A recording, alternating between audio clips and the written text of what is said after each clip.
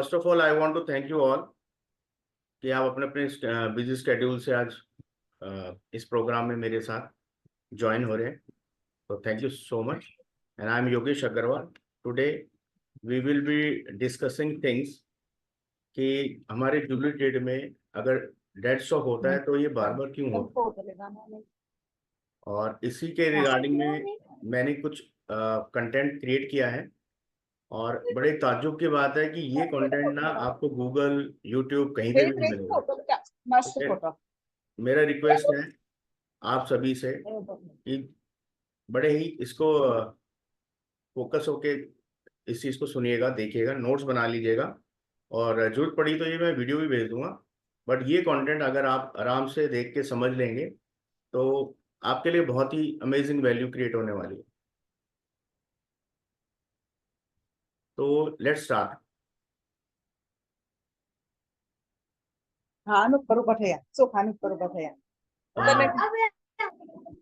एक second please, आप सभी म्यूट कर लीजिए।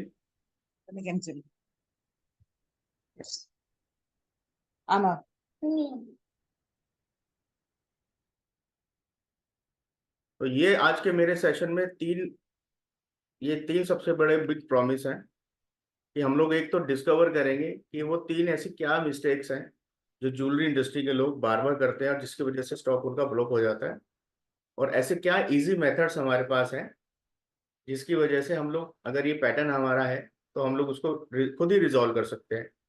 और थर्ड चीज ऐसी है कि अगर हम लोगों को नया कुछ इंट्रोड्यूस करना है, नया स्टॉक अपने शोरूम में, नया बिजनेस कुछ करना है, स्टार्टअप करना है, तो हम लोग ऐसी क्या स्ट्रैटेजी बनाए जिसकी वजह से हमारा जो स्टॉक सिलेक्शन है वो इतना रोबस्ट हो जाए, इतना बढ़िया हो जाए कि जो हमारा स्टॉक है उसका सेल होना बहुत मतलब तय तो है ही, और हमारा वो स्टॉक का रोटेशन भी बहुत अच्छा हो।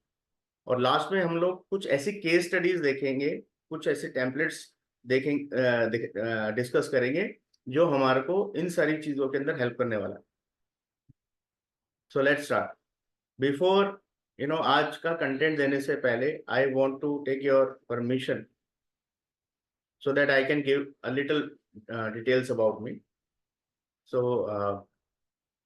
एक आप सबसे रिक्वेस्ट भी है कि आज का मेरा जो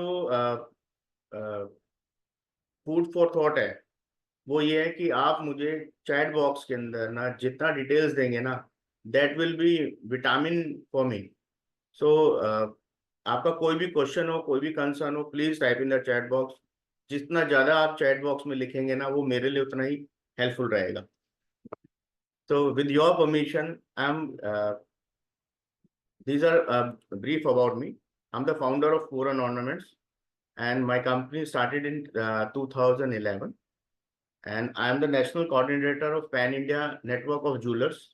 We have almost 370 active jewelers in that group since May 29, 2016. And I have been given the privilege to be the keynote speaker in various national and national Indian conferences of jewelers like PIN, DNA, GIN, and one of my key thing is I'm the creator of CAP pyramid business model, which we will be briefly discussing today. My career started as a software consultant in 2004, where I have been worked with companies like Infosys and TCS, and I'm a successful author, and I have trained more than 200 jewelers in their business growth.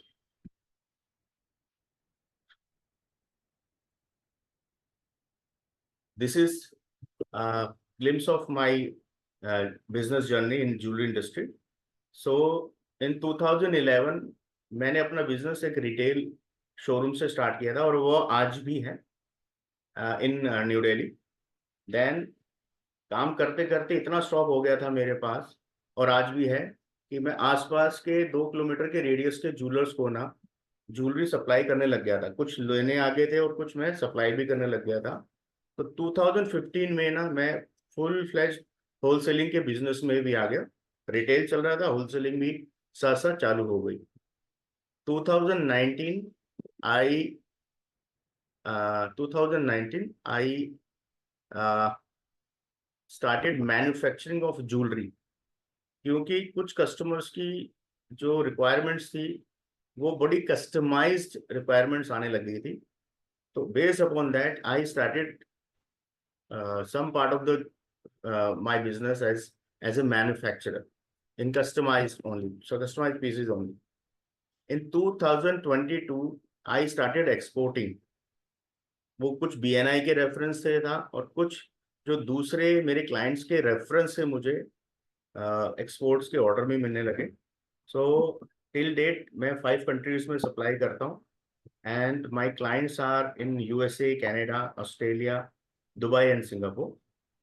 And 2013, मैंने I have been an author and I have started training more and more. क्योंकि एक habit ऐसी develop हो गई थी कि मैं jewellery जो मेरे क्लाइंट है ज्वेलरी इंडस्ट्री के रिटेल ज्वेलर्स खासकर, तो मैं उनके साथ जैसे बात करता रहता हूँ, मिलता रहता हूँ और छोटी छोटी चीजें मैं ऑब्जर्व करता था, तो मैं लोगों को बताने लग जाता था कि यार ये प्रॉब्लम है, ये सिम्टम है और इसको ऐसे नहीं ऐसे कर लेंगे तो रिजॉल्व हो जाएगी. और मुझे इसमें बड़ा मजा आता था. तो स्लोली स्लोली मैंने ऑब्जर्व किया कि मेरा ट्रांजिशन एज ए ट्रेनर भी होने लग गया. तो मैंने इसको एक मेरा बिजनेस का पैशन भी बना लिया, मैं लोगों को और हेल्प कर सकूं.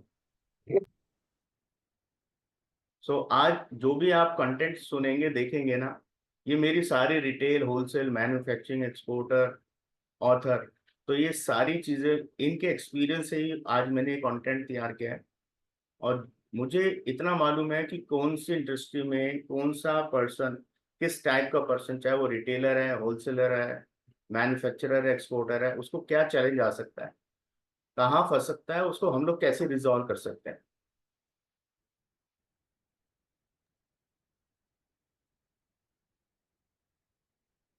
My company Puran Ornaments is an active participant in national and international jewelry trade shows since 2018.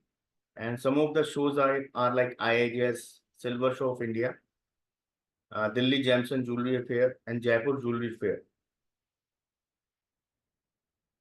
जैसे मैंने आपको स्टार्टिंग में बताया कि I have been given the privilege to speak in various conferences. तो ये उसकी कुछ इमेजेस हैं, मैंने आपके रेफरेंस के लिए शेयर कर रहा हूँ. मैंने कुछ इंटरव्यूज भी दिए हैं इंडिया की कुछ अच्छी मैगजीन जैसे कि एल डेको, कुछ ऑनलाइन जैसे चैनल्स हैं उनके ऊपर भी मैंने अपने इंटरव्यूज दिए हैं. वेडिंग, ग्लोबल वेडिंग नेटवर्क जैसे एक मैगजीन है, उसके लिए भी मैंने इंटरव्यू दिए हैं on our jewellery industry. 2022 I got the prestigious Pin Jewelers Award. ये कुछ लोग हैं जो मुझे बहुत इंस्पायर करते हैं.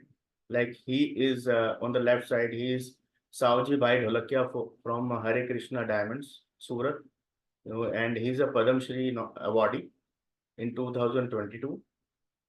This person is Max Srinivasan, Asia region's head for BNI, and he is Ashish Pethe, chairman of Vaman Hari Pethe Jewelers Group, and he is ex-chairman of Gems and Jewelry Domestic Council of India.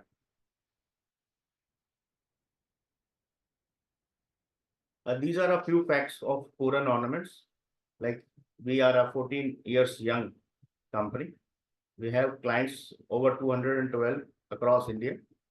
We have more than 50 domain experts like jewelry designers, curators, trend forecasters, analysts. तो ऐसे मेरे 50 लोगों का group है जो कि हम लोग सारे डिस्कस करते हैं. और जो भी हम लोग चीज़ काम करते हैं लोगों के लिए, वो चाहे बाइंग बिहेवियर है, ह्यूमन साइकोलॉजी है, क्या होने वाला है, क्या बिकेगा, क्या नहीं बिकेगा, कैसे बिकेगा, तो ये सारे डोमेन एक्सपर्ट्स मेरे साथ उन चीज़ों में एक्टिव रहते हैं. We have been exporting to 5 countries, and as per our current setup we are making more than 4 new designs of jewelry every day, and so far 200 clients we have empowered in their business growth. This is my recent launched book. तो आपको जिसको copy नहीं मिली है तो आप let me know in the chat box, or you can drop me a WhatsApp message and I'll personally send it to you. These are a few testimonials about our company.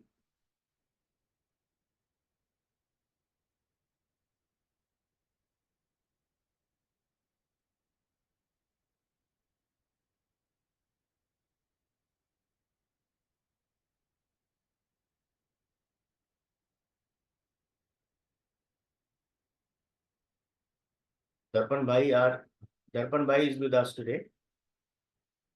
He's from Hyderabad. Again, Anuj Bhai is also with us today and he's from Lucknow.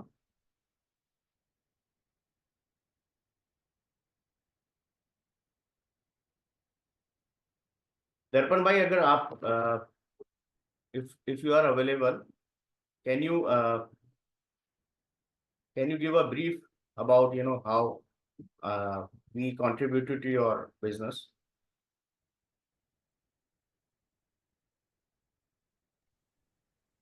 Hello.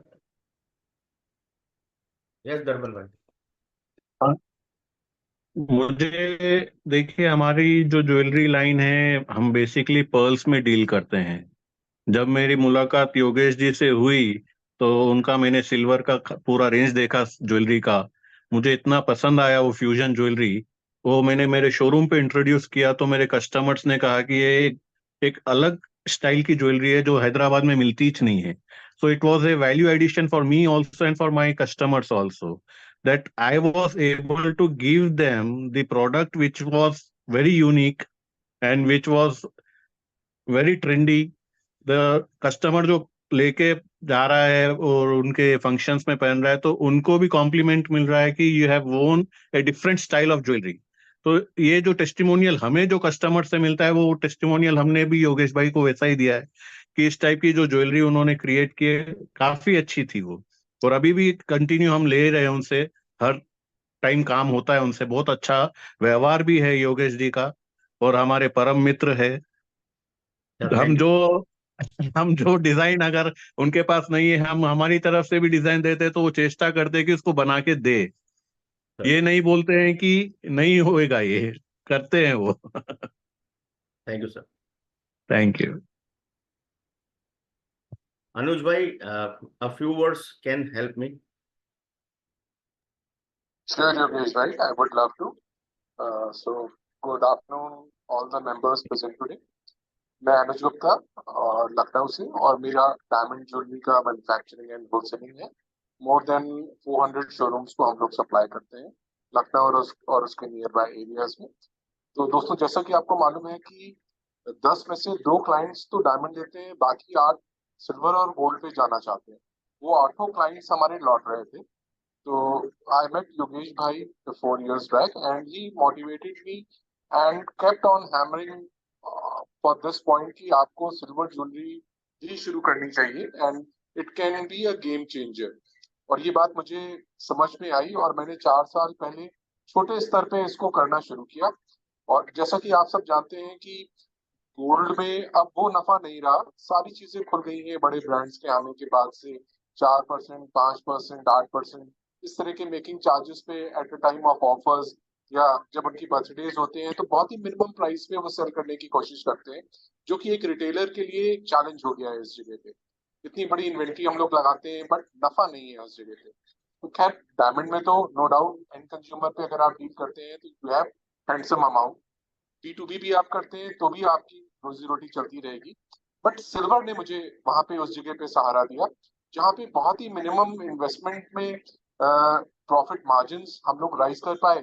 और जैसा कि योगेश भाई ने कहा कि आज का जमाना जो है वो ब्रांड का है, तो लखनऊ में हमने एक नया ब्रांड स्टैब्लिश किया जिसका नाम है मिनिस्ट्री ऑफ गुड सोल्स, जो कि लखनऊ के हजरतगंज एरिया, जो कि हार्ट ऑफ द सिटी है, वहां पे हमने एक 200-250 स्क्वायर फीट के स्पेस पे हमने एक ये स्टोर खोला। एंड वो स्टोर खोला और आज 4 साल हो गए हैं। हम 140% ग्रोथ पर ईयर ले रहे हैं इन टर्म्स ऑफ सेल, और 45% प्रॉफिट एनुअली हम उस पे राइज कर रहे हैं। तो heads off to you Yogesh भाई। क्योंकि कहते हैं ना कि एक सोच जो है वो आपकी दुनिया बदल देती है। तो really thankful to you to changing our life. Thank you. Great sir, thank you.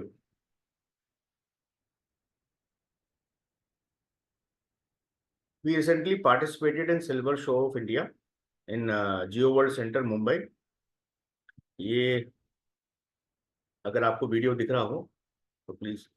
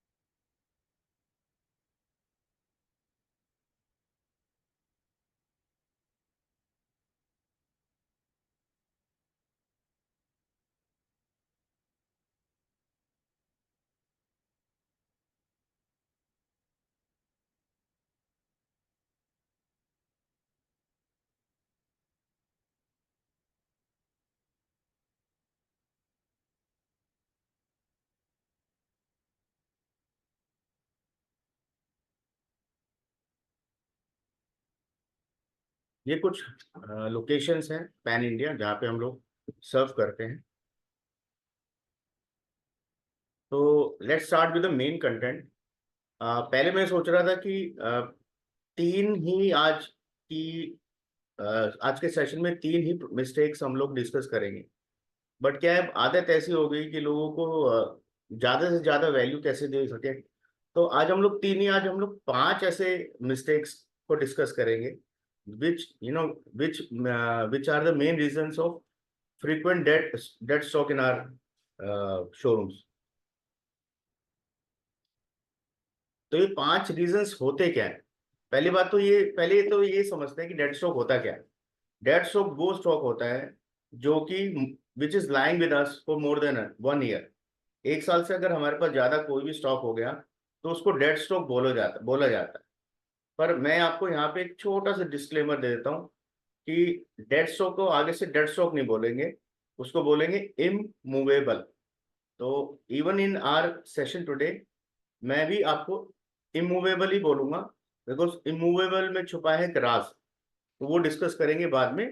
पहले ये जानेंगे कि वो पांच ऐसे क्या मिस्टेक्स हैं जिसकी वजह से स्टॉक हमारा इमूवेबल हो जाता है। तो पहला है ओवर बाइंग, दूसरा है मार्केट रिसर्च, जो हमारे को मार्केट रिसर्च करनी चाहिए वो हम लोग करते नहीं है। फिर तीसरा है रेगुलर स्टॉक का ऑडिट। चौथा है हमारी सेल्स की टीम और उसका सॉफ्ट स्किल लेवल। और चौथा है हमारा कि हम लोग सोशल मीडिया मार्केटिंग को इफेक्टिवली यूज नहीं कर रहे। तो इन चीजों को हम लोग डिटेल में डिस्कस करते हैं। तो पहला है ओवर बाइंग। तो are you ready to know more about over buying? Please type in the chat box.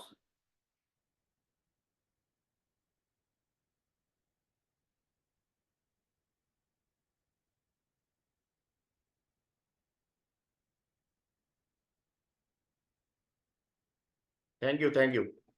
तो ओवर बाइंग होता किस वजह से है? ऐसे क्या माइंडसेट या हमारे क्या इमोशंस होते हैं जिसकी वजह से हम लोग ओवर बाइंग कर लेते हैं?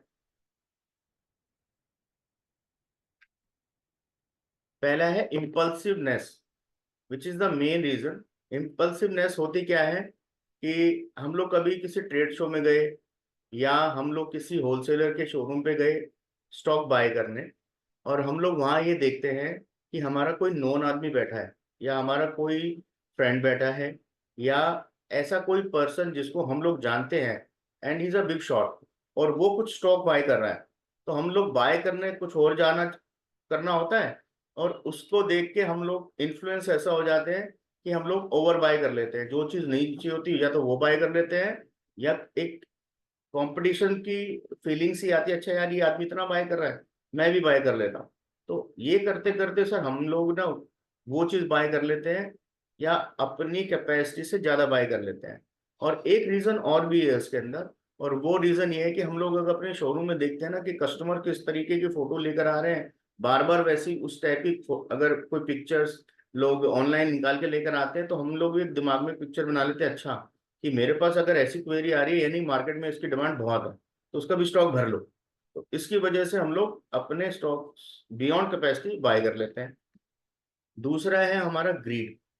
ग्रीड क्या है कि हम लोग सोचते हैं अच्छा यार सस्ता मिल रहा है, कम मेकिंग मिल रही है, तो स्टॉक भर लो। तो ये भी एक रीजन है जिसकी वजह से हम लोग ओवर बाइंग कर लेते हैं। तीसरा है एक्सक्यूजेस।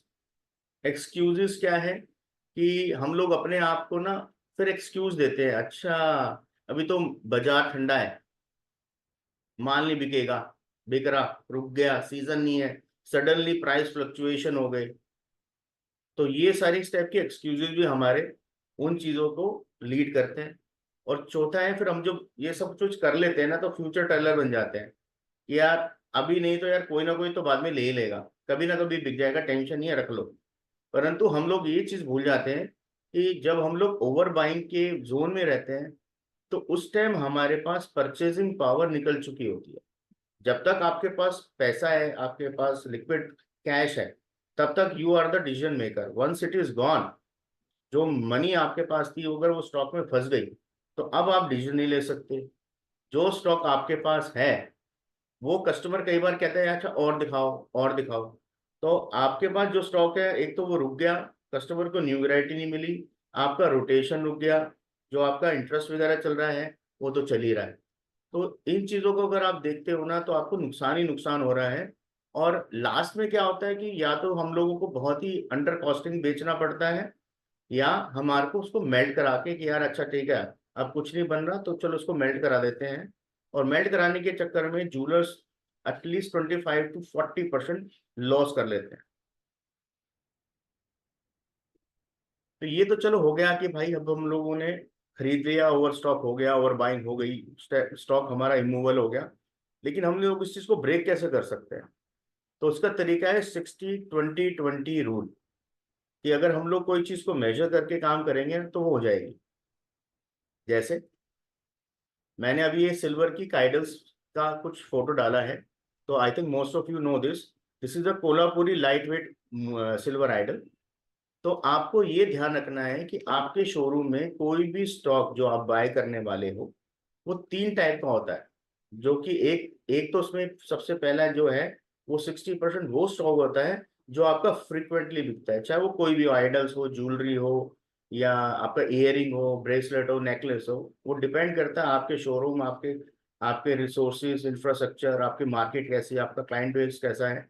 तो उसके बेसिस पे जब भी आपको बाय करना है, तो 60% आपको वो चीज बाय करनी है जो आपके यहाँ पे फ्रीक्वेंटली बिकने वाली है। फिर 20% एक उसका वर्जन अप। जैसे ये आइडल है लाइट वेट कोल्हापुरी, बहुत हल्का होता है। तो ये उस वाली मार्केट में डोमिनेटली बिकता है जहाँ पे कस्टमर्स को ज्यादा खर्चना नहीं है, उसको लाइट वेट या कम बजट की आइटम चाहिए। अब जैसे सेकंड आइडल है, ये जयपुरी आइडल है। फिनिशिंग वाइज बहुत बेटर है, लेकिन wait wise it is almost 2 or 2.5 times the weight of Kolhapuri idols. लेकिन इसका क्लाइंट बेस बहुत अच्छा है। परंतु जैसे मैंने आपको बोला 20% स्टॉक आपका एक ग्रेड अप होना चाहिए। तो उसी तरह से आप अपने क्लाइंट्स को ये आइटम भी दिखा सकते हैं। और तीसरा आता है 20% विच इज यूनिकनेस। आप अपने एरिया में, मार्केट में कॉम्पिटिटर्स का रिसर्च कर सकते हैं। और आप अगर आपके क्लाइंट्स भी उस तरीके की क्वेरी लेकर आ रहे हैं, तो अगर आपको कोई रिस्क लेना है किसी नई चीज को ट्रायल करने का, तो वो 20% स्टॉक उस तरीके की चीजों को आपको करना चाहिए, ना कि वो 60% में अच्छा या मार्केट में कोई नहीं रख रहा मैं रख लेता हूँ, तो मेरी मेजोरिटी ऑफ द मेरा स्टॉक ऐसा ही हुआ। परंतु ये चीज आपको देखना पड़ेगा कि वो चीज आपके यहाँ पे बिकेगी नहीं बिकेगी। सबसे पहले तो मेक श्योर करना है कि जो आपका बिजनेस रन कर रहा है, ब्रेड एंड बटर लेकर आ रहा है, अपने को उसको नहीं छेड़ना। बाकी के अंदर अपन लोगों को R&D करना है, रिसर्च करना है, करो। Over a period of time आप लोग इतने स्ट्रांग हो जाओगे कि ये 20 को 40 कर लोगे, या इसको 60 करके इसके अंदर आपको कम करके, अगर आपका क्लाइंटेल ऐसा डेवलप होता है तो आप उसके अंदर मूव कर सकते हो। तो ये एक छोटा सा मैंने आपको एंगल दिया है, जिससे कि आप फाइनेंशियली फ्री हो सकते हो, जो ओवर बाइंग की वजह से हम लोग अपने आप को कंस्ट्रेंट कर लेते हैं। जैसे मैंने भी आपको बताया, इम्पल्सिवनेस को कैसे हम लोग कंट्रोल कर सकते हैं। हम लोग अपना 60-60-20-20 रूल लगा के तो प्रायोरिटाइज कर सकते हैं हमारे को क्या खरीदना है, क्या नहीं खरीदना। अगर हम लोग कोई न्यू चीज अगर इंट्रोड्यूस कर रहे हैं, तो हमारे को उसके लिए क्या क्या रिसोर्सेज चाहिए, क्या मेरे को अपनी टीम का स्किल सेट इंप्रूव करना है, मेरे को डिस्प्ले कैसा चाहिए, मेरे को ऑनलाइन कैसे करना है, मैं वो कर सकता हूँ नहीं कर सकता हूँ। एक होता है MRI, ये ये वो मेडिकल इंडस्ट्री का नहीं है, इसका मतलब है मार्केटिंग रिसर्च एंड इंसाइट्स। तो कभी भी हम लोग कोई भी न्यू चीज करते हैं, तो हमें उसका स्वॉट एनालिसिस करना चाहिए। और स्वॉट एनालिसिस क्या होता है? Strength, weakness, opportunity and threat. हमारा जो हमारी यूएसपी क्या है वो हमें पता होनी चाहिए। हम लोग किस चीज के अंदर हमारा वीकनेस है वो हमें मालूम होना चाहिए कि भाई मेरे पास टीम बड़ी नहीं है, मेरे पास स्टॉक बड़ा नहीं है, मेरा शोरूम बड़ा नहीं है। तो ये हो गया हमारा वीकनेस। अपॉर्चुनिटी, अच्छा यार ये बाजार में ऐसी आइटम है जो कोई नहीं रख रहा, लेकिन मेरे पास बाजार में इस तरीके का क्लाइंट हो सकता है।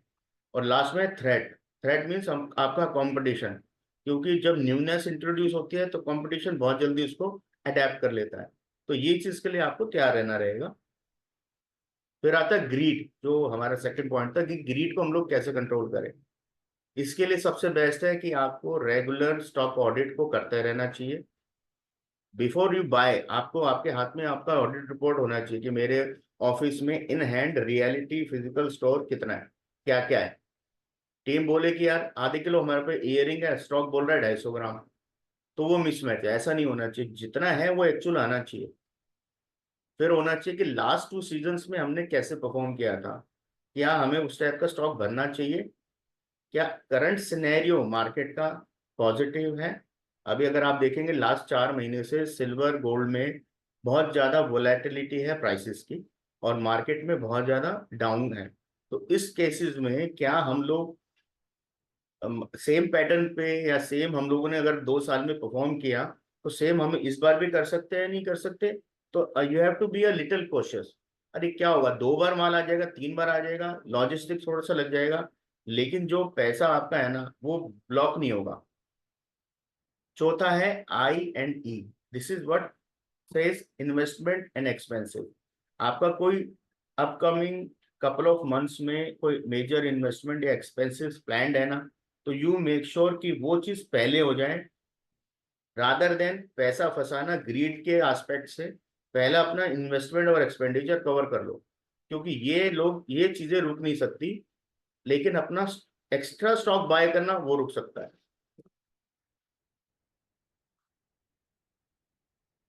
फिर क्या है? एक्सक्यूजेस। अगर मान लीजिए आपने स्टॉक खरीद लिया और वो रुक गया, तो अभी क्या है? अभी आपको क्या करना है? पहले तो अपनी नॉलेज, अपनी और अपनी टीम की नॉलेज, इसको इम्प्रूव करना है। कैसे करेंगे वो हम लोग आगे डिस्कस करेंगे। अपने डिस्प्ले को बेटर करना है, चाहे वो हम लोग अपने विजुअल मर्चेडाइजिंग के थ्रू करें, शोरूम के अंदर, शोरूम के फ्रंट पे, सोशल मीडिया पे, व्हाट्सएप पे, वो कैसे करेंगे वो भी मैं आपको बताऊंगा। और जो थर्ड पॉइंट है वो मैंने गिफ्ट रखा है, एक सरप्राइज गिफ्ट, वो मैं आपको आगे चल के देने वाला हूँ। तो who are want that gift, please type in the chat box.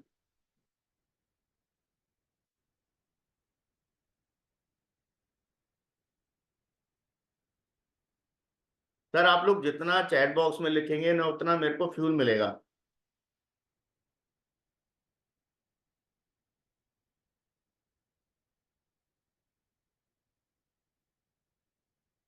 Thank you. अब जैसे सेकंड पार्ट हमारा है, सेकंड एरिया ऑफ कंसर्न है कि स्टॉक ऑडिट।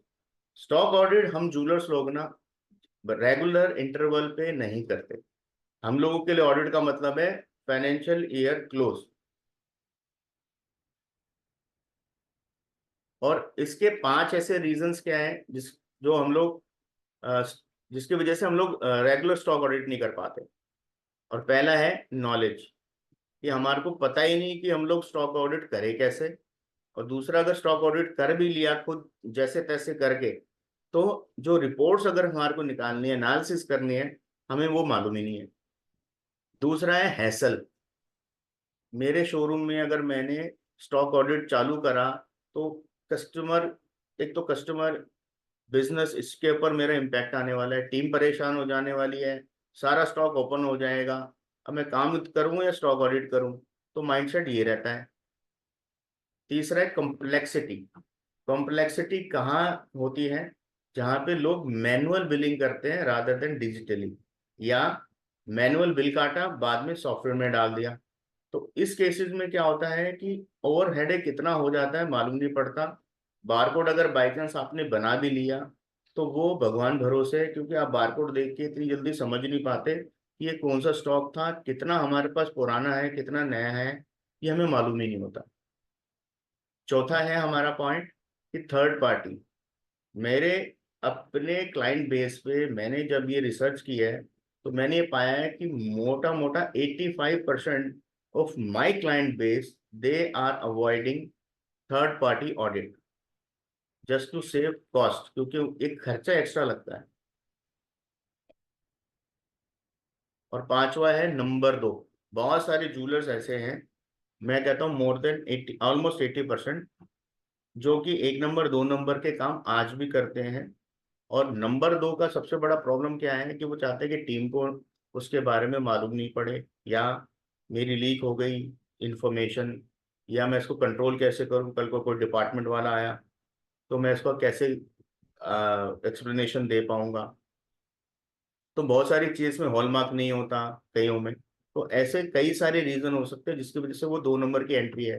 कस्टमर कहता है कि भाई मेरे को तो कैश में ही चाहिए, आया एक नंबर में। तो ऐसी बहुत सारी चीजों की वजह से एक हम लोग स्टॉक ऑडिट वहां नहीं कर पाते। तो ये ब्रॉडली 5 कैटेगरी है। और अब हम लोग आगे ये देखेंगे कि इनको हम लोग इजिली करें कैसे। जैसे मैंने आपको ये बताया था स्टैटिस्टिक्स कि 40% जूलर्स ऐसे मैंने देखे हैं कि जिनके पास नॉलेज की प्रॉब्लम है, कि उनको पता ही नहीं कि मुझे सॉफ्टवेयर अगर मेरे पास है इन्वेंट्री का, बिलिंग का, तो मैं उसको कैसे यूज करके ऑडिट कर सकता हूँ। 61% ऐसे लोग मिले मेरे को जो कि इसको हैसल समझते हैं, परेशानी। और 75, which is a very big number, कि वो कच्चे पक्के का हिसाब किताब करने वाले लोग। 31% कॉम्प्लेक्सिटी, कि मैं बिजनेस करूं, सॉरी, मैं ये मैनुअल वाला काम मेरे को, क्योंकि आदत ऐसी पड़ गई, हमारे दादाजी का शोरूम से है और वो हम लोग बिलिंग करना हमारे लिए बड़ा, क्योंकि स्पेस लिमिटेड है, टीम छोटी है, तो हमारे लिए वो चीज़ करना बड़ा मुश्किल है। और एक 15% ऐसे लोग हैं जो थर्ड पार्टी को ऑडिट करवा के मतलब अपना बिजनेस स्मूथ करना चाहते हैं।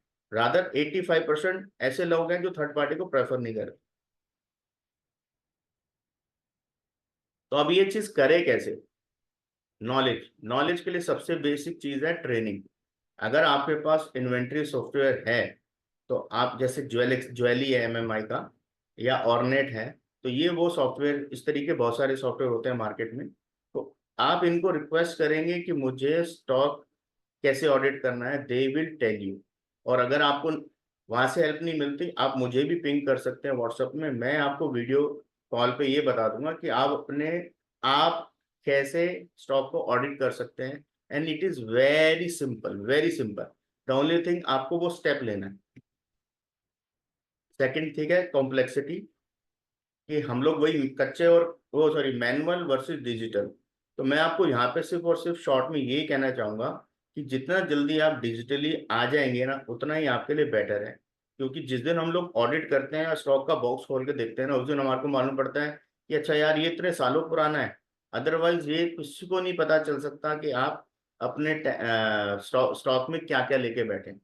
दूसरा, इसमें एक चीज और मैं ऐड करना चाहूंगा कि जैसे हम लोग जब भी बारकोड भी बनाते हैं ना, तो उसके अंदर मंथ एंड ईयर का भी आप एक कोड बना दो। तो उससे भी क्या है ना कि जब भी आपकी टीम कोई भी ज्वेलरी देखेगी ना, तो उसके दिमाग में क्लिक होना चाहिए कि यार ये स्टॉक कितना पुराना तो नहीं है। अगर वो पुराना है तो लेट्स डिस्कस कि how can we liquidate it. Third party, this is the best thing I would suggest to every jeweller who is facing this stock immovability problem. इसमें करना क्या है, इनवाइट अ चार्टर्ड अकाउंटेंट जो audit करता है, and उससे पूछो, उससे पूछना है कि एक चीज कैसे करनी है। तो वो आपको तरीके बताएगा कि ऐसे कर सकते हैं, ऐसे कर सकते हैं, ऐसे कर सकते हैं। और ऐसे एक नहीं, दो तीन सीए को बुलाओ, और पहले से आप फ्यूल लेके दूसरे से बात करो, और दूसरे और पहले का कंटेंट लेके फिर तीसरे से बात करो। जब आपके पास अच्छी तरह से कंटेंट मिल जाएगा तो आपको पिक्चर क्लियर हो जाएगी। फिर आप देखो कि मेरे को बेस्ट डील कौन दे सकता है। एक बार थर्ड पार्टी से करा के आपको बहुत चीजें क्लियर हो जाएंगी कि आप भी अगर करना चाहो, आपकी टीम के थ्रू कराना चाहो, तो कैसे इजिली कर सकते हो। तो ये एक्स्ट्रा कॉस्ट एक टाइम की हो सकती है, 2 टाइम की हो सकती है, या अगर आपको लगता है कि यार मुझे ये काम नहीं करना, मेरी टीम को सेल करने दो, ये थर्ड पार्टी वाले ऑनेस्टी से अगर ये काम कर सकते हैं ऑडिट का, तो लेट देम डू दिस। तो ये चीज आप जरूर फॉलो कीजिए। चौथा है हैसल, परेशानी, कि भाई मेरे शोरूम में मैं इतना सब कुछ नहीं कर सकता, मेरा स्पेस छोटा है, मेरी टीम छोटी है, मुझे मालूम नहीं है। तो ये मैं आपके साथ केस टू केस डिस्कस कर सकता हूँ, क्योंकि चीज बहुत बहुत ज्यादा ब्रॉड है, और because of time constant we can not discuss here. और ये again same thing to be discuss, कि मुझे ये नहीं मालूम कि वो 2 नंबर का सिस्टम क्या है। तो इसके लिए मैं इसको कहूंगा कि अभी फिलहाल के लिए हम लोग होल्ड करते हैं। आप पहले 3 कर लेंगे तो ये भी आपकी मोटा मोटा प्रॉब्लम को सॉल्व कर देगा।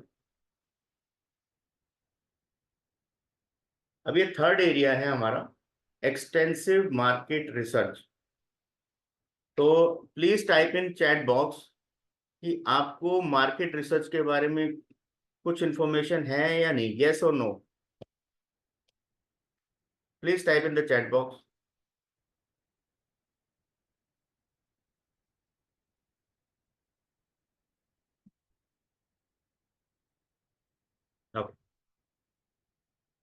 तो मैंने ये 5 ब्रॉड इसमें सब कैटेगरी बनाई है: transactional data, psychographic data, geography data, demographic data and behavioural data. 5 चीजें आज की डेट में एक्सप्लेन नहीं करेंगे, लेकिन 2 चीजें बहुत क्रूशियल है: साइकोग्राफिक और डेमोग्राफिक डेटा। ये हमारे को किसी भी प्रोडक्ट को बेचने के लिए, या अगर हमें कोई मार्केट में अपना रिसर्च करना है, क्यों, so that we can launch और introduce new jewellery collection in our store. तो ये 2 एस्पेक्ट ऐसे हैं जो हर एक ज्वेलर को करना चाहिए। जिस डिटेल में कैसे करना चाहिए मैं आपको आगे बताता हूँ। साइकोग्राफी होती है things which are not directly visible to you, and demography जो होती है जो चीज आप देख सकते हो, जैसे एज, जेंडर, वो कहाँ रहता है, प्रोफेशन क्या है उसका, मैरिटल स्टेटस। बट साइकोग्राफिक बताती है उसका लाइफस्टाइल कैसा है, कपड़े कैसे पहनता है, मोबाइल कौन सा है, शूज कौन सा है, गाड़ी कौन सी होगी, उसकी पर्सनैलिटी कैसी है, किस तरीके से वो आपसे बात कर रहा है। तो ये सारी ये चीजें दो, एक इंसान, एक कस्टमर का पर्सोना क्रिएट कर देता है। और आने वाले वीडियो पार्ट में मैं आपको उसके बारे में टेम्पलेट भी शेयर करने वाला हूँ। तो जैसे मैंने भी आपको बताया कि market research is very crucial, तो ये एक वीडियो के थ्रू मैं आपको बताने वाला हूँ, तो please watch this.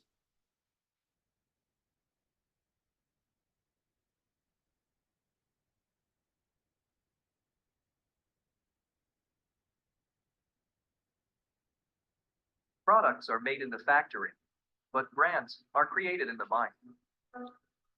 Even though we consider ourselves logical and modern human beings, the majority of our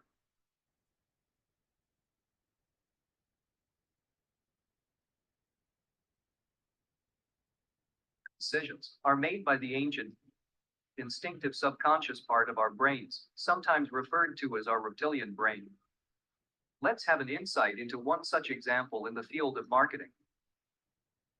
In the 1970s, Japan's economy was booming, and Nestle was looking for the way to transform that into dollars. Obviously, the option they chose was coffee. But not so fast.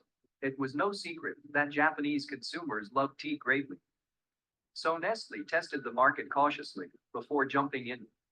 They ran several focus groups, asking consumers from every age group what they thought of Nestle coffee. Surprisingly,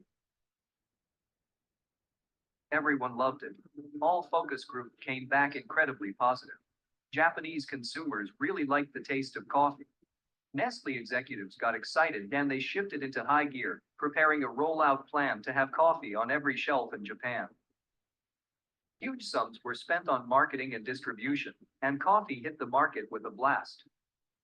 And then, it wasn't as expected. Nestle coffee just wasn't selling in Japan. Is there anything more depressing than an empty coffee shop? It made no sense.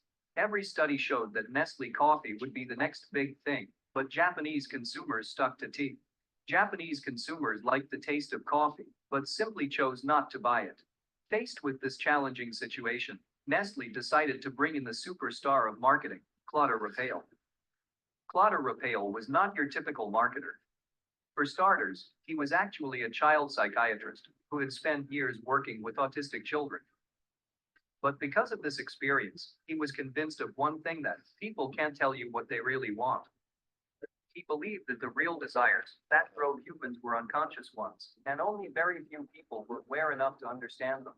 Claude called this as reptilian instinct. An example of Claude's work was with Jeep's latest models, which hadn't been selling, and the company couldn't understand why. Claude came back with the oddest of suggestions: go back to using round headlights. Claude realized that for American consumers, the Jeep meant freedom. It was the symbol of Wild West, of running free and equivalent to horse. For Americans, the Jeep was the modern horse. When Jeep had changed their headlight shape from round to square, they had lost that connection because the headlights no longer looked like a horse's eyes. Jeep changed it back, and the sales went up unbelievably. Now back to Nestle in Japan.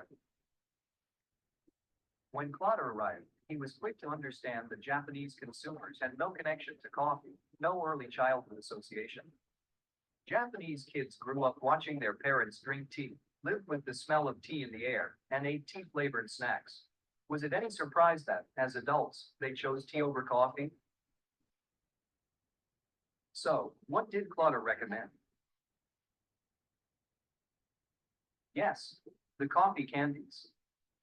Suddenly, hordes of Japanese kids began to discover the taste of coffee through dozens of different candy types. From there, they eventually moved on to cold sugary coffee flavored drinks, and then to lattes. And then, before they knew it, big steamy mugs of Nescafe coffee.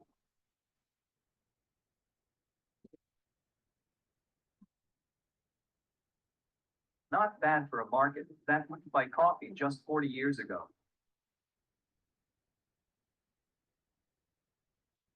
The key is, no matter what story you tell, make the buyer the hero.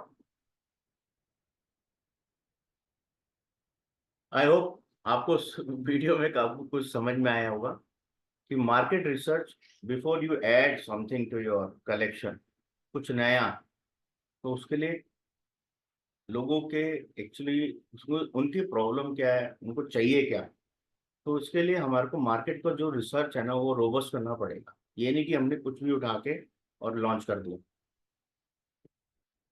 और इसी part के ऊपर मेरा दूसरा एक और video है कि हम लोगों के ज्वेलरी ट्रेड में ना बायर कोई और होता है, यूजर कोई और होता है, इन्फ्लुएंस कोई और करता है और डिसीजन मेकर कोई और होता है। जैसे एग्जांपल दे देता हूं मैं यहाँ पे कि अगर एक छोटे बच्चे का एयर पियर्सिंग हो, कान छेदन का एक रस्म होती है, तो अगर उसके लिए ज्वेलरी खरीदी जाती है तो यूजर तो हमारा एक छोटा बच्चा है ना, तो पर वो ना तो इन्फ्लुएंसर होगा, ना डिसीजन मेकर और ना बायर। या तो वो उसकी मदर होगी, या मोस्ट ऑफ द केसेस अगर वो फैमिली बड़ी है तो ग्रैंड मदर होती है इन्फ्लुएंसर या डिसीजन मेकर। और मोटा मोटा 80% of the time buyer mother रहेंगी, या 20% या 10% उनके फादर साहब रहते हैं। पर यूजर क्या है? एक छोटा बच्चा। तो अगर आप मार्केटिंग कैंपेन को क्रिएट कर रहे हैं तो ये ध्यान रखना रहेगा कि हमारे को बेचना किसको है और यूज कौन करने वाला है। तो इसी के ऊपर एक ये छोटा सा वीडियो है, प्लीज एंजॉय। जी मामा, कल मामा का बर्थडे है याद है मुझे। तो उन्होंने हमें डिनर पे बुलाया है। Try to reach home early to वो मैं पूछ रही थी। transfer the money in your account. नहीं, वो बात नहीं है। एक्चुअली मैं पूछ रही थी कि सब नेटवर्क प्रॉब्लम गाइस। हम मम्मा को एक डायमंड रिंग गिफ्ट कर सकते हैं।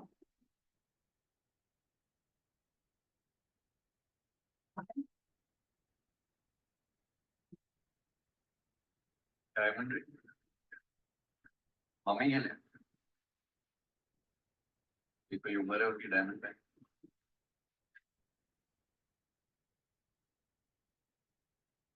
पर ऑफिस से आते वक्त उनके लिए ले आया, दे दे।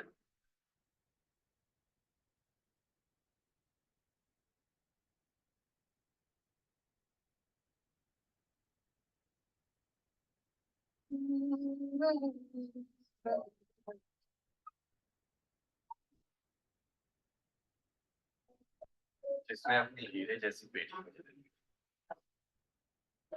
एक रिंग तो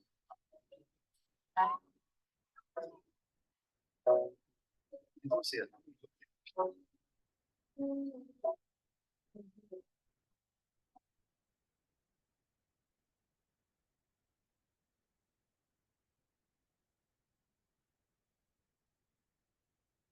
मम्मा तो ये कैसी लगी वीडियो, कुछ समझ में आया? Not really. कुछ please type in the chat box.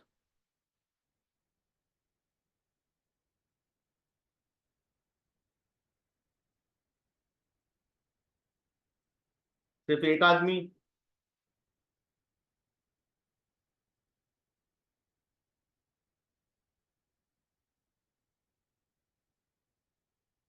बोलो गाइस।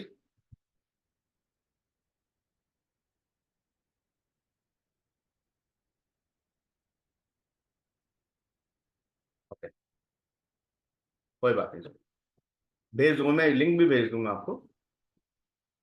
सर मुझे व्हाट्सएप पे मत डालिए, चैट बॉक्स में डाल देंगे, बेटर रहेगा। एक और मेरा वीडियो है इसी पे नेक्स्ट, कि ब्रांडिंग कैसे करनी है, अपने आप को मार्केट में स्टैब्लिश कैसे करना है, और स्मार्टली हम लोग कैसे अपने प्रोडक्ट्स के बारे में और अपनी स्ट्रेंथ के बारे में हम लोगों को बता दें। वापस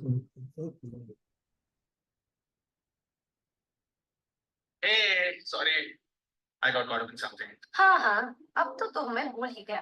अरे ऐसी बात नहीं है यार। So I got this international package, इसमें सेंटर एड्रेस नहीं है। गिफ्ट है। अरे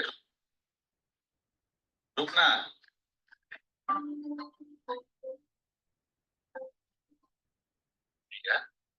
इज दैट यू?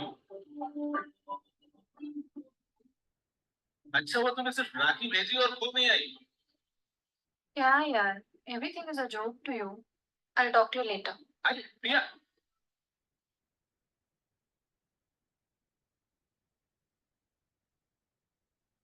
या चल आजा, रोहन को कॉल लगाना है अब। Please. हाँ, आती हूँ। I wish you were here. भैया, हैप्पी रक्षाबंधन।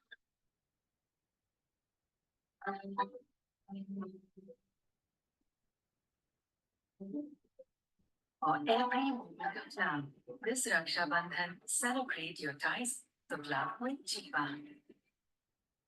तो सर इस वाली एड में जीवा ने बहुत ही स्मार्टली ये बता दिया कि वो लाइट वेट ज्वेलरी का एक्सपर्ट है। तो आपने अगर इसमें नोटिस किया हो कि जो दोनों ब्रदर और सिस्टर है, इन्होंने जो भी ज्वेलरी पहनी है वो बहुत ही लाइट वेट है, सिंपल। तो ये जीवा एक कंपनी है इंडिया बेस्ड, और इन्होंने अपनी ब्रांड पोजीशनिंग बता दी कि they are into silver jewellery and very light weighted jewellery, इनका मेन थीम। तो जैसे मैंने आपको अभी डेमोग्राफिक्स के बारे में बताया, ब्रीफली एक्सप्लेन किया था कि gender, age group, income group, उसका मैरिटल स्टेटस, तो मैंने ये कुछ चीज़ें आपके लिए ब्रॉडली लिखी हैं। और ऐसे मेरे पास 21 डिफरेंट टाइप्स ऑफ कैटेगरीज हैं कि हम लोग डेमोग्राफिक कैसे कस्टमर्स का मैप कर सकते हैं, और based upon the analysis of that data we can decide कि हमें किस तरीके के सेगमेंट को टारगेट करना चाहिए। जैसे अगर आप इस वीडियो को और देखेंगे, छोटा सा वीडियो है, तो आपको ये सारी चीजें क्लियर होने वाली है। Yes, ma'am. Wearing jewelry, please. Ma'am, Bengali, Tamilian, Marathi, Gujarati. Punjabi Of course.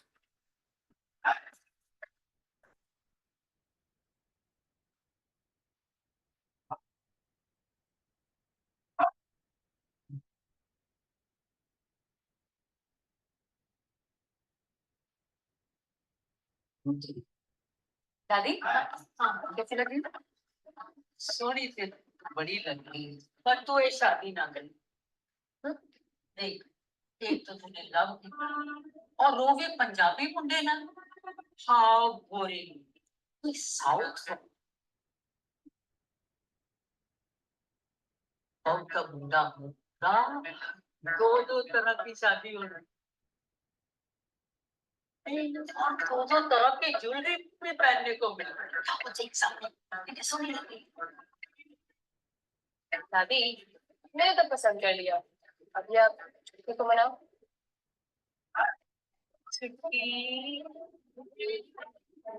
हम किसी भी शादी के लिए तैयार हैं तो ये इकलौता ऐसा वीडियो है जिसमें कस्टमर की डेमोग्राफिक्स, मल्टीकल्चर, सारे age group, influencer, decision maker, buyer और यूजर, ये सारों को ना उन्होंने मल्टीपल करके ना एक अमेजिंग वीडियो बनाई है। तो hats off to Tanishq marketing team for this. तो यहाँ तक आपको कुछ FLB mega yellow light bulb movement मिला? Please type in the chat box.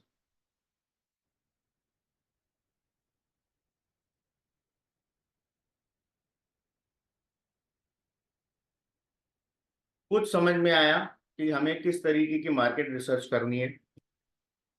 अगर हमारे को कोई स्टॉक इंट्रोड्यूस करना है या हमारा कोई एग्जिस्टिंग स्टॉक बेचना है, तो अगर हमारे को कोई एड कैंपेन्स बनाने हैं, तो किस तरीके के बनाने? ग्रेट। तो आगे बढ़ते हैं।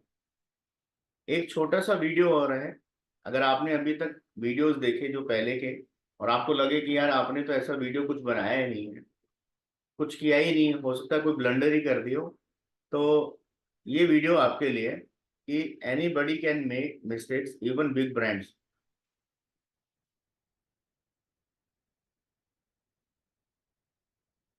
ready for the oh my god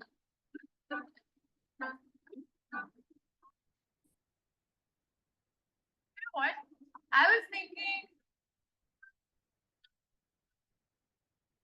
oh wait same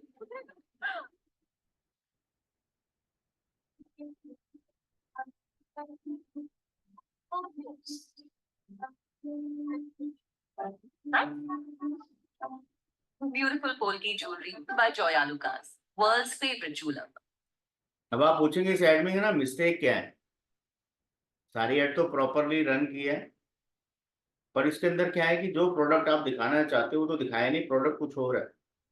बात जॉय लुकास ने करी है पोल की ज्वेलरी की, और इस ज्वेलरी में जो दिखाया है उन्होंने वो स्टोन की ज्वेलरी दिखाई है, CZ जर्कन वाली ज्वेलरी।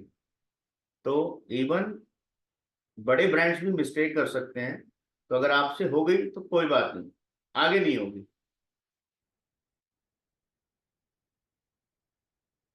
अब हमारा फोर्थ जो एरिया ऑफ कंसर्न है वो ये है कि the language our customers want, तो वही लैंग्वेज, उसी लेवल की लैंग्वेज, इंगेजमेंट के लेवल की लैंग्वेज, वो हमारी सेल्स टीम को मालूम होनी चाहिए।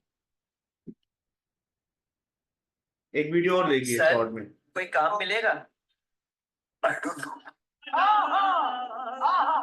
सर आप आजमा के देख लें, मैं बहुत अच्छा सेल्समैन हूँ। मैंने माइक्रोवेव खरीदा 2,500 रुपए का, तू इसको बेच के दिखा। मैं तुम्हारे बाप का नौकर। मैं बेच दिया तो तेरी जॉब पक्की। आओ। अब देख अब गूगल बोला भाई ये माइक्रोवेव कैसा है? अच्छा पूछ क्या? इससे अच्छा माइक्रोवेव तो आपको पूरी दुनिया में कहीं नहीं मिलेगा। चल झूठ। क्या ये माइक्रोवेव सलमान खान के घर से उठा के लाए? हाँ मोदी जी वाह। अरे वाह यार तूने तो 10 मिनट में भेज दी। चलो बाय बाय। हाँ मालिक यूं बेच दिया। मैं तो तेरे को हरामी समझता था तो राम निकला। कुछ भी यूं बेच देता हूँ। अब बताओ मेरी नौकरी पक्की? अरे हाँ भाई हाँ। तो बताओ बेचा कितने का? ये बातें बताई नहीं जाती। 10 रुपए का। आयो रे माँ।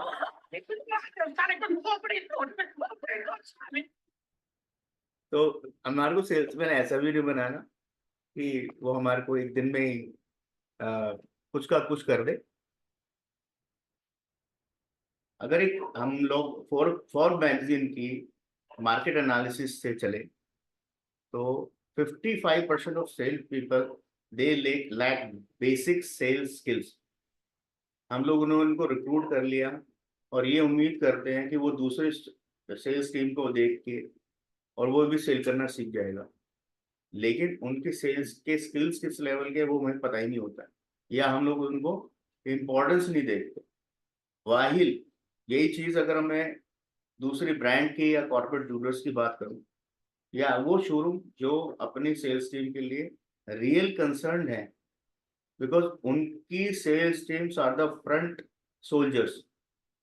65% of the employees says that the quality of learning, quality of training, learning opportunity, इनकी वजह से they are able to engage and influence buyers। कैसे? आप अगर अपने ऑफिस में, अपने शोरूम में ये देखना चाहते हैं कि हमारे को सेल्स की टीम की ट्रेनिंग हम लोग करा भी रखी है नहीं करा रखी, और अगर हमें अपग्रेड करानी है तो ऐसा क्या चीज ऑब्जर्व करें, वो मैंने बताया कि जिसकी वजह से हमें ये पता चल जाएगा, ये आइडेंटिफाई कर पाएंगे कि हमें सेल्स को न्यू ट्रेनिंग कराने की जरूरत है या नहीं है। और वो तब होता है कि कस्टमर आपको फीडबैक दे कि यार आपकी टीम ना कुछ नया नहीं दिखा पाती है, कुछ बता नहीं रही है, और उसको रिक्वायरमेंट समझने में बड़ी प्रॉब्लम है। कस्टमर आता है, स्टॉक देखता है, चला जाता है, और आपकी टीम जो है उनकी परफॉर्मेंस भी ऐसी दिख रही है कि आपने उनको टारगेट दिया कि मेरे को या आपको इंडिविजुअली इतना बेचना है, ये आपका मिनिमम होना चाहिए, और वो चीज डाउन होती जा रही है। और आपने अगर कभी एनालाइज किया हो, ऑब्जर्व किया हो कि उसका सेल्स का स्किल लेवल क्या है, सॉरी सेल्स कॉन्वर्सेशन का स्किल लेवल क्या है, अगर आप इन चीजों को ऑब्जर्व करेंगे इन अ स्ट्रक्चर्ड फॉर्मेट, जिसका मैं टेम्पलेट आपको भेज दूंगा, तो आपको ये पता चल जाएगा कि आपको सेल्स की ट्रेनिंग की रिक्वायरमेंट है या नहीं। और अगर आप ये करते हैं तो उसका फायदा क्या होने वाला है आपकी टीम के लिए, क्योंकि आपकी टीम परफॉर्म करेगी तो आपका अल्टीमेटली फायदा आपका होना है। कैसे? टीम की प्रोडक्टिविटी लेवल बढ़ेगी। क्यों? अगर टीम कन्वर्ट नहीं कर रही, मोटिवेट नहीं है, तो वो टाइम वेस्ट करने की एक्टिविटीज में इन्वॉल्व हो जाएगी। जैसे चैटिंग करना लग गए मोबाइल पे, they will be fiddling with mobile, distraction और डिस्टर्बेंस दोनों क्रिएट होगा। एक करेगा तो दूसरे करेंगे, आपस में गप्पे मारेंगे। तो अगर हम लोग उनको सेल्स की ट्रेनिंग प्रॉपर दे पाएंगे जिस लेवल की उनको चाहिए, तो उनका वो प्रोडक्टिव लेवल इनहेंस होगा, कस्टमर आपके यहाँ पे आए, इंगेज होंगे, मोर इन्फ्लुएंस होंगे, और उनका कन्वर्जन बेटर होगा। और अगर ये बेटर होता है तो आपका रेवेन्यू और प्रॉफिट दोनों बढ़ेंगे। और कस्टमर अगर आपके यहाँ पे रेगुलर माल लेके जा रहे हैं, ज्वेलरी बाय कर रहे हैं, तो ये कहीं ना कहीं आपको आपके कंपटीशन से हमेशा एक एज देगा, आगे रखेगा। जैसे मैंने भी आपको बताया, जैसे फर्स्ट वीडियो थी, कोशिश की ह्यूमर लाने की, तो कस्टमर के सामने आपका बॉडी लैंग्वेज कैसा है, आपका वॉइस का टोन कैसा है, क्या वो एक ही जैसा है, बोरिंग सा है, वॉइस का मॉड्यूलेशन हो रहा है नहीं हो रहा, तो ये सारी चीजें अगर आप देते हैं, इंगेज करते हैं कस्टमर के साथ, एम्पथाइज करते हैं, तो it will definitely bring more curiosity to customer. आपकी टीम किस तरीके के क्वेश्चंस पूछती है अपने कस्टमर से, ये सारे फैक्टर्स अल्टीमेटली आपके रेवेन्यू को डायरेक्टली या इनडायरेक्टली इम्पैक्ट करते हैं। तो मैं यहाँ पे एक चीज और आपको शेयर करना चाहता हूँ, जो कि मैं अपने सेशंस में और भी डिस्कस करता हूँ डिटेल्स में, बट जैसे हमारे पास टाइम की कांस्टेंट है, तो ऐसी क्या चीजें हमें जो अपनी कॉन्वर्सेशन में नहीं बोलनी चाहिए। जैसे हमें ये नहीं बोलना चाहिए कस्टमर को do you want to buy it, because ये चीज हमारी जब भी हम लोगों ने बोली है या बोलेंगे तो ये चीज शो करती है कि सामने वाला जो सेल्स पर्सन है वो फेडअप हो गया है कस्टमर, क्योंकि कस्टमर माल देख रहा है उसको समझ नहीं आ रहा तो वो और देख रहा है और देख रहा है और दिखाओ। तो पीपल डोंट वांट कि यार कोई मुझे इस तरीके की बात बोली मेरे सामने वाला फेडअप हो गया। तो rather than saying this you should use कि do you want to own this place, own this piece, sorry. क्यों लोगों को ऑन करने में बड़ा प्राउड फीलिंग होता है कि अच्छा यार ये ज्वेलरी ली मैंने। जैसे आपने कभी एप्पल का फोन खरीदा, किसी ने आपको बेचा नहीं होगा, आपने सामने से जाके लिया होगा। लोग ऐसे ही नहीं 4 बजे 5 बजे उठ के लाइनों में लग के एप्पल के फोन की वेट करते हैं। तो they really want to own something. तो we should avoid saying this kind of word. Trust me, believe me, to be honest with you, this is strictly no no. Because customer को in nano second ये समझ में आ जाता है कि आपने मेरे साथ अभी तक जितनी कॉन्वर्सेशन की उसमें मेरे साथ आप 100% ऑनेस्ट नहीं थे या मुझ पर ट्रस्ट नहीं करते। और अगर आपकी बाई चांस सेल्स टीम को नहीं मालूम किसी चीज़ के बारे में तो वो ये कह सकती है कि I get back to you, और let me ask my senior, और मैं अपने सीनियर को लेकर आती हूँ, he will be telling you. तो अगर बाई चांस आपकी टीम को नहीं भी मालूम तो आप ये बोल सकते हैं हेयर आर द फैक्ट्स। तो ये चीज़ें रियलिटी है, और वही चीज़ बोलनी है जो आपको 100% श्योरिटी हो, which is a factual based thing rather than trust me, honestly, believe me. जो थर्ड पॉइंट है वो जो हमें नहीं बोलना चाहिए वो ये है कि do you want to purchase it. तो इसका मतलब है हम लोग कस्टमर को क्वेश्चन कर रहे हैं कि भाई तू यहाँ पे टाइम पास करने आया है या वाकई में तू बाय करने आया है ये ज्वेलरी। तो इसकी जगह हमारे को ये बोलना चाहिए do you want to take it to your home. Because sometimes what happens कि जो बायर होता है ना वो अल्टीमेट डिसीजन मेकर नहीं होता। डिसीजन मेकर घर पे बैठा है या शाम को आएगा, और उसके पास इतना टाइम नहीं है कि वो शोरूम में आके बाइंग कर सके। तो इस केस की इसके अंदर अगर आपको मालूम हो कि ये कस्टमर मेरा ट्रस्टवर्दी है, रेगुलर है, और इसके फादर साहब या ग्रैंड पेरेंट्स डिसीजन लेंगे, तो आप उनको बोल सकते हो कि ठीक है आप ये पीस ले जाओ, पसंद आएगा घर पे दिखा लो, नहीं तो वापस कर देना। और अगर नया कस्टमर है तो आप बोलो कि आप इसको घर पे ट्रायल कर सकते हैं, आप अपना जो ड्रेस है उसके साथ इसको मैच कर सकते हैं, फीडबैक ले सकते हैं फैमिली से। अगर बाई चांस आपको पसंद नहीं आया तो you can return it, but आपको उसके अंदर पहले पेमेंट लेके अपने आप को श्योर कर लेना है, इंश्योर कर लेना है कि आपको कल को कोई प्रॉब्लम नहीं हो। और चीज, अपने कॉम्पिटिटर्स को कभी भी बिचिंग नहीं करो। अगर कोई कस्टमर आपके सामने किसी दूसरे कॉम्पिटिटर के बारे में कोई प्रॉब्लम बोलता है तो उसको एक्नॉलेज कर दो, हाँ कि ठीक है आप जो कह रहे हैं हो सकता सही हो, बट अपने कॉम्पिटिटर्स की बुराई कभी भी कस्टमर के सामने नहीं करनी। तो these 4 things are a strict no no to in your conversation. और जो फिफ्थ मैंने रखा है वो मैंने आपके लिए लास्ट के लिए रखा है। जैसे मैंने आपको बताया कि हमारी कॉन्वर्सेशन किस तरीके की हो, इनरोलिंग हो, और कस्टमर की साइकोग्राफी डेमोग्राफी के हिसाब से हम लोग अपनी कॉन्वर्सेशन में ऐसे कुछ वर्ड्स को हमें यूज करना आना चाहिए जो कि कस्टमर उससे कनेक्ट करे। फॉर एग्जांपल अरमान, इंडिया में सबसे बड़ा फेस्टिवल है शादी, और शादी में जो ब्राइड है ग्रूम है उनके सबके अरमान हो। तो अगर आप अरमान वर्ड यूज करेंगे डेफिनेटली जो वेडिंग फैमिली है वो उस चीज को कनेक्ट करेगी। स्टेटमेंट, सिग्नेचर पीसेस, खासकर जो एंटरप्रेन्योर्स होते हैं जिनकी अपनी एक सक्सेस स्टोरी होती है, they started from negative and they उनकी लाइफ में जे कर्व आया, तो they really look forward to these kind of words. अगर आपको कहीं पे किसी लाइक जनरेशंस आपके यहाँ पे ग्रैंड मदर है और या आप अपने मदर इन लॉज को कुछ गिफ्ट कर रहे हैं तो वहाँ पे हेयरलूम का वर्ड, इंस्पायरिंग, इस तरीके के वर्ड्स आपकी कॉन्वर्सेशन में हुआ तो that will bring more engagement in your conversation with your client.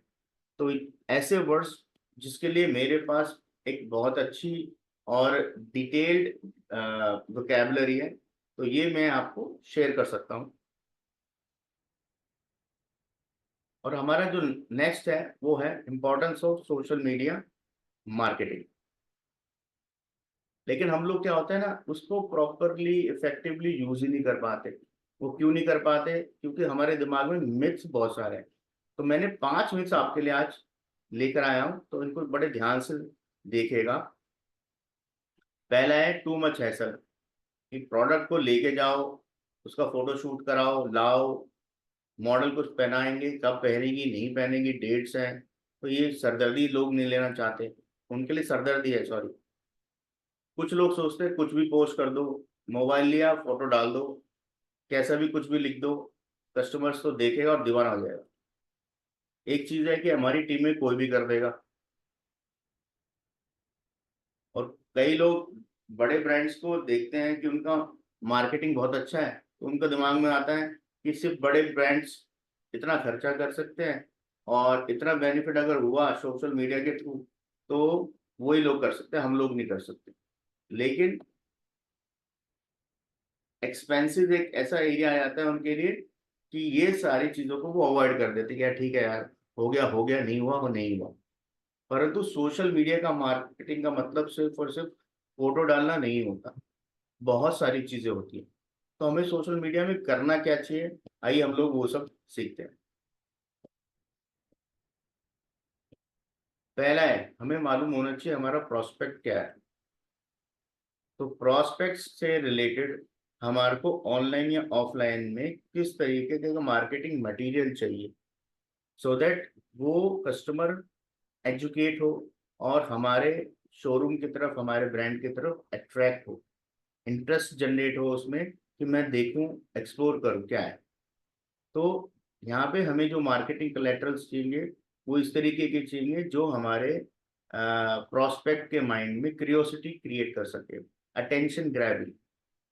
फिर आता है, अगर वो कस्टमर हमारे ऑफिस में आया, शोरूम में आया, तो हमें वहाँ पे सेल्स से रिलेटेड कोलेटरल्स चाहिए, जैसे क्वालिटी से रिलेटेड हुआ, अथॉरिटी से हुआ, लॉयल्टी से हुआ, कस्टमर्स के टेस्टिमोनियल्स हैं, वहाँ पे ट्रस्ट बिल्डिंग एक्टिविटीज हो रही हैं, मैगजीन्स हैं या फ्लायर्स हैं, या आप वहाँ पे टीवी स्क्रीन के ऊपर people are giving live testimonials, ऐसे वीडियोस चल रहे हैं।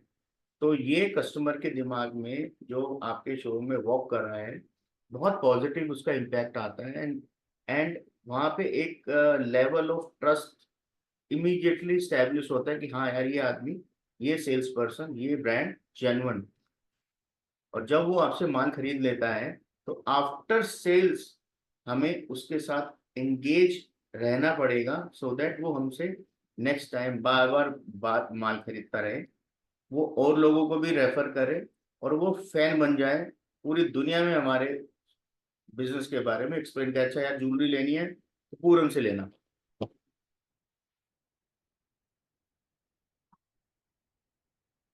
जैसे मैंने आपको भी ये सारी चीजें बताई, और सबसे पहले मैंने आपसे शेयर किया था कि मैंने एक CAP पिरामिड बिजनेस मॉडल बनाया हुआ है, और ये बिजनेस मॉडल आपको पूरे ऑनलाइन ऑफलाइन कहीं नहीं मिलने वाला।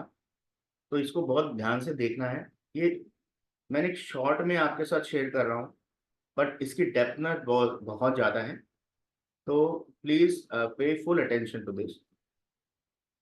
और वो क्या है कि the level of authority brings you the level of profitability.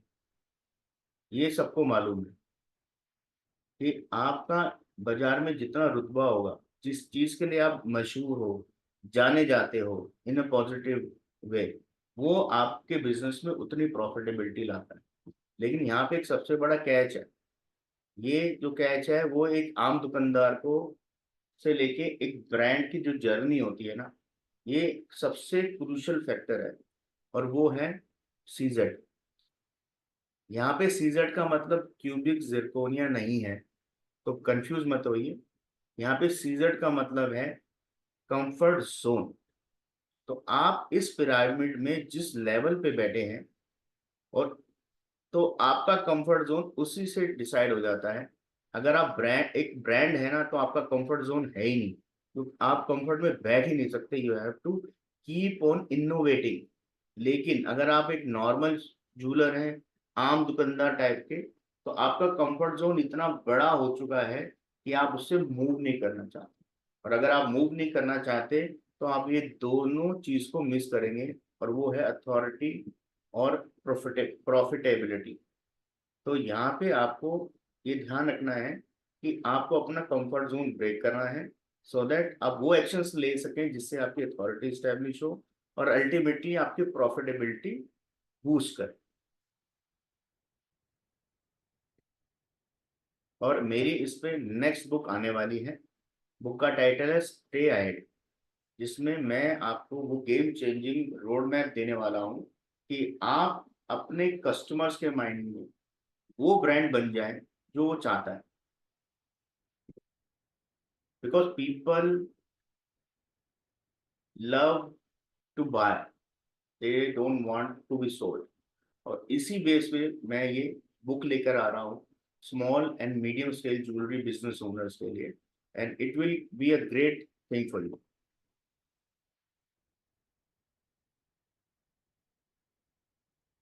ये कुछ चीजें हैं कि हम लोग कैसे अपना स्टॉक को फटाफट बेच सकते हैं। तो ये थोड़ा सा फास्ट करेंगे इसको, कि आप अपने क्लाइंट से उनके मन की बात जान सकते हैं, जैसे व्हाट बाय फॉर होम, कि हमें ये पता चल जाए इन्फ्लुएंसर कौन है, डिसीजन मेकर कौन है, बायर कौन है, यूजर कौन है। रिपीट वो ज्वेलरी रखो जो हमें टाइमली डिलीवरी मिले। एमआरआई हम लोगों ने डिस्कस कर लिया। लाइट वेट की ज्वेलरी कब खरीदी जाती है, ये उसके कुछ पैरामीटर्स है जो मैंने आपको बता दिया, कि आपके ऑफिस की लोकेशन क्या है, आपका कंपटीशन का लेवल क्या है, मार्केटिंग स्पेस, पार्किंग स्पेस कैसा है, आपकी टीम्स की skills on value based story telling ये कैसा है। आपको बार बार और फ्रिक्वेंटली ट्रेड शोज में जाना चाहिए, और आपका कस्टमर किस तरीके की क्वेरीज दे रहा है वो डेटा आपको मालूम होना चाहिए। तो इस तरीके के चीजों को, क्या आप ये जो आपके साथ चैलेंजेस आ रहे हैं इनका आपका परमानेंट सॉल्यूशन चाहते हो? Please type in the chat box.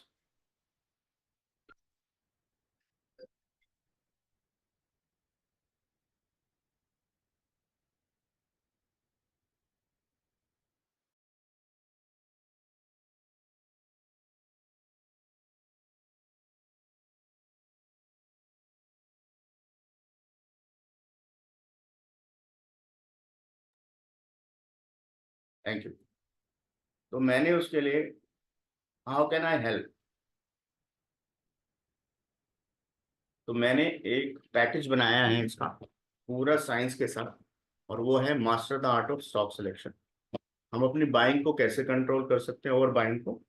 तो उसके लिए मैंने 9 स्टेप्स की चेकलिस्ट बनाई हुई है। To set the priority before stock buying, फिर है स्टॉक ऑडिट। तो हमें क्या क्या चेकलिस्ट और क्या क्या टेम्पलेट चाहिए ऑडिट करने के लिए सेल्फ, और हम अपने पास जो रिसोर्सेज है इन हैंड उसका बेस्ट यूज कैसे कर सकते हैं।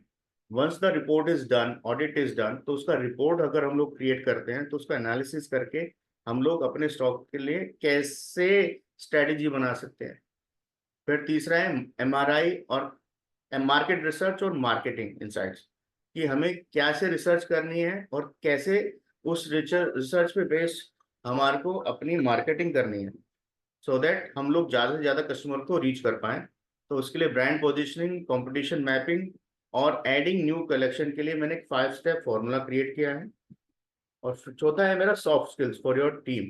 किस तरीके की वोकेबलरी आपकी सेल्स टीम्स को मतलब मालूम होनी चाहिए, सो दैट वो अपने उनके पास जितने भी कस्टमर्स आते हैं, आपके पास जितने भी कस्टमर्स आते हैं, वो उनके साथ इंगेज हो सके। तो only for today and only for you guys this package will be of 10,000 rupees. पर क्या है कि आदत ऐसी होगी ज्यादा दे सकता हूँ, वही कोशिश रहती है। तो मैंने ये सोचा है कि मैं आपको और भी दूं, और मैंने वो 10 वेज भी निकाल के रखे हैं आपके लिए कि आप अपने ओल्ड स्टॉक को कैसे बेच सको। बट उससे पहले मैं आपको एक चीज और देना चाहता हूँ, कि आपको सामान ज्वेलरी के प्रोडक्ट बेचने से पहले कस्टमर का अवेयरनेस लेवल वो कैसे चेक करेंगे कि क्या वो मेरा वो बायर है जिसको मैं इमूवेबल स्टॉक दे पाऊंगा, बेच पाऊंगा, नहीं बेच पाऊंगा। तो उसके लिए क्या है कि मैंने उसको 4 कैटेगरी में बना के आपको देने वाला हूँ। जैसे अनअवेयर, उसको पता ही नहीं क्या लेने आया है। और ऐसे कस्टमर्स क्या होते हैं, शोरूम में आने के बाद बोलते हैं कि भैया इतनी रेंज का कुछ दिखाओ, फिर वो फोटो भेजते हैं वीडियो कॉल पे, आगे से डिसीजन मेकर से ना कंफर्म करे होते हैं कि यार ये ले लूँ, ये ले लूँ, ये ले लूँ, इयरिंग ले लूँ, पायल ले लूँ, मूर्ति ले लूँ, उसको पता ही नहीं होता। दूसरे होते हैं डेढ़ होशियार। डेढ़ होशियार लोग वो होते हैं जो कि बहुत सारी ज्वेलरी देखते हैं लेकिन लेते बहुत थोड़ा है। 4 शोरूम घूम के फिर आपके पास आएंगे, पर उनको पता होता है कि मुझे क्या लेना है। तो इस तरीके के लोगों को आपको ज्वेलरी कैसे बेचनी है वो आपको मालूम कैसे होगा, वो मैं आपको बताऊंगा। फिर होता है प्रोडक्ट अवेयर, जो आपके कॉम्पिटिटर से ले रहे हैं लेकिन आपसे नहीं ले रहे, तो उनको कैसे अट्रैक्ट करना है। फिर लास्ट है मोस्ट अवेयर, फैन टाइप का कस्टमर, कि उसको कुछ भी भेज दो वो इतना ट्रस्ट करता है। तो किस तरीके के, किस लेवल के अवेयरनेस वाले कस्टमर को आपको क्या बेचना है। तो इसके चार्जेस 10,000 रुपीज रहेंगे and this will be applicable only for today. फिर मैंने एक बनाया है ISM फ्रेमवर्क। ISM फ्रेमवर्क में आपको मैं ये बताऊंगा कि जो स्टॉक आपने खरीदा है उसका पर्पस सेल का क्या रहेगा, कि या तो थोड़ा सा हमारा कॉस्ट से ज्यादा बेटर पे बिके या एट पार तो बिके, हमें मेल्ट कराने की नौबत ना आए। इसके लिए मैंने प्लान है कि हमें इनसाइड शोरूम में क्या चेंज करना पड़ेगा टीम के साथ, और खुद का विजुअल मर्चेडाइजिंग वगैरह वगैरह। प्लान बी ऑनलाइन मार्केटिंग से रिलेटेड है, और प्लान सी कोलैबोरेशन से। इन तीनों के यूज के जो फ्रेमवर्क है, हम लोग इसमें अपने स्टॉक को मूव कर सकेंगे। ये वो फ्रेम है और जिसकी वैल्यू सिर्फ और सिर्फ 25,000 रुपीज है आज के लिए। पर रुको, यही नहीं, आज एक स्पेशल गिफ्ट भी है आपके लिए, और वो है कि कैपेसिटी टू ग्रो। आप कितना ग्रो कर सकते हो। लोग कहते हैं कि मैं, मेरे को 30-40% ग्रोथ मिल जाए बट मैं खुश हूँ। पर मैं कहता हूँ कि हो सकता है आप डबल ट्रिपल भी ग्रो कर सकते हो, 5 गुना भी ग्रो कर सकते हो। आपके ऑफिस में कस्टमर का फुटफॉल कितना है, टीम कितनी है, नंबर ऑफ आवर्स कितने हैं एक कस्टमर के साथ, आपकी टीम एवरेज टाइम कितना स्पेंड करती है। तो इसके बेसिस पे मैं आपको ये बता सकता हूँ कि आपके पास पर ईयर ग्रो करने का पोटेंशियल कितना है। और इस टूल का, इस मैट्रिक्स का वर्थ 10,000 रुपये है, परंतु आपके लिए आज वो फ्री है। साथ में आपको रिटेंशन, टैलेंट रिटेंशन टूल भी मिलेगा 5,000 वर्थ का, फ्री है। जो आपकी टीम के जो लोग हैं परफॉर्म कर रहे हैं, परंतु कई बार क्या होता है, मैंने ये ऑब्जर्व किया कि वो लोग आपको हरास करने की कोशिश करते हैं। अच्छा मैं परफॉर्म कर रहा हूँ तो मेरी सैलरी बढ़ा दो, नहीं तो मैं छोड़ के जा रहा हूँ। तो ऐसे लोगों के साथ अपने को कैसे डील करें विदाउट इंक्रीजिंग देयर सैलरी। तो मैंने इसका एक टूल बनाया हुआ है which will be really helpful for you. तो ये भी आपको मैं आज फ्री में देने वाला हूँ। फिर है 1-to-1 bonus session with me, और इसमें मैं 1 से 1.5 घंटा आपके साथ डिस्कस करूंगा आपकी सारी चीज़ों को कैसे हम लोग सॉर्ट आउट कर सकते हैं, उसका मैं पूरा प्लान बना के दूंगा। और इसका चार्जेस हैं आपके आज सिर्फ और सिर्फ 10,000 रुपये पर सेशन। ये भी मैं आज आपको बोनस गिफ्ट देने वाला हूँ। तो ये सारी चीज़ें आपको आज 4 level of awareness level, ISM framework, my master art stock selection, capacity grow matrix and retention tool, talent retention tool, जिन और प्लस 1-to-1 सेशन में भी भूल गया था अभी, इनकी वैल्यू है आज की 70,000 रुपीज। पर आज के लिए, सिर्फ और सिर्फ आज के लिए, ये सारी चीजें मैं आपको 4,999 में देने वाला हूँ।